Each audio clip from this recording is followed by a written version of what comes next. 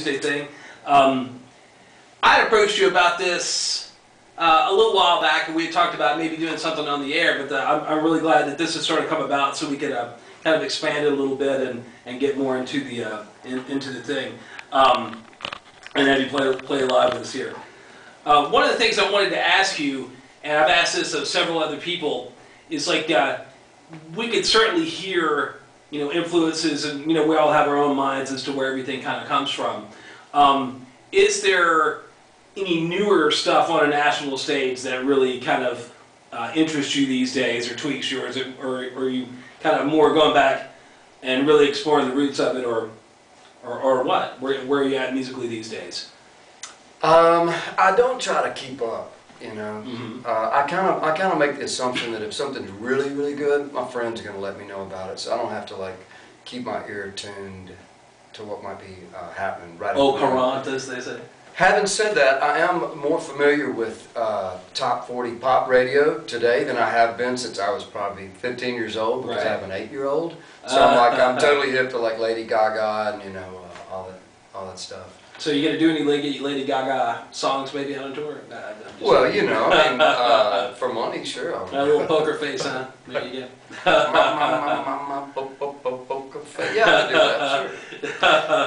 But as much as anything, my tastes go backwards and forwards. Like I've been listening to like Eric Satie, this like French piano guy, and then I got a buddy over in Spain, and he sends me flamenco music. So I listen to a lot of different stuff. Right. Well, I've been listening for a long, long time, so you have to look around to find. Sure, exactly.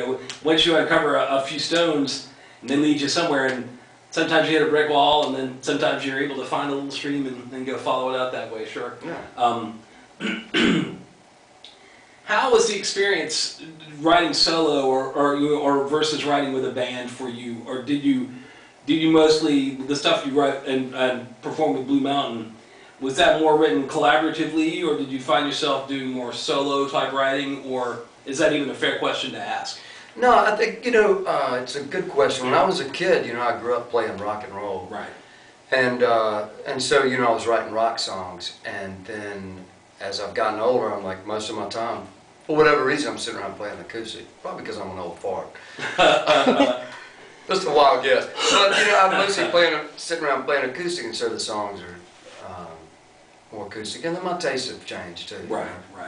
I used to be more like trying to go for the fling hammer thing, and now I'm going more for the James Taylor thing. Right on. You're certainly local. Was your childhood Summerall? Mm-hmm. Oh yeah. My grandparents are all from there, and then I moved there when I was like 8.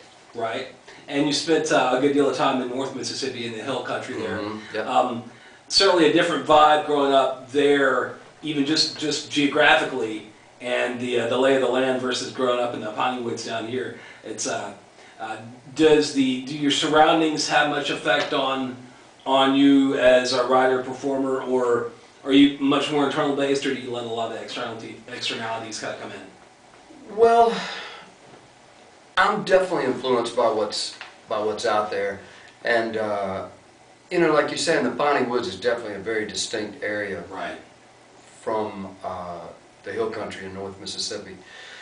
But I feel like I kind of feel like a citizen of Mississippi. I've never lived in the Delta, but I've spent 5 years in Jackson and 20 in Oxford, counting when I was a kid, and then 20 down in South Mississippi. So I kind of feel like I've got citizenship all over the whole state. Right. So Mississippi particularly figures in a lot of my songs, but it could be almost anywhere in Mississippi. Right. And certainly growing up in Mississippi gives people a sense of history if they explore it to, see what was out and about there. Certainly lots of fantastic music and a lot of music heritage from down here. It's really cool to see.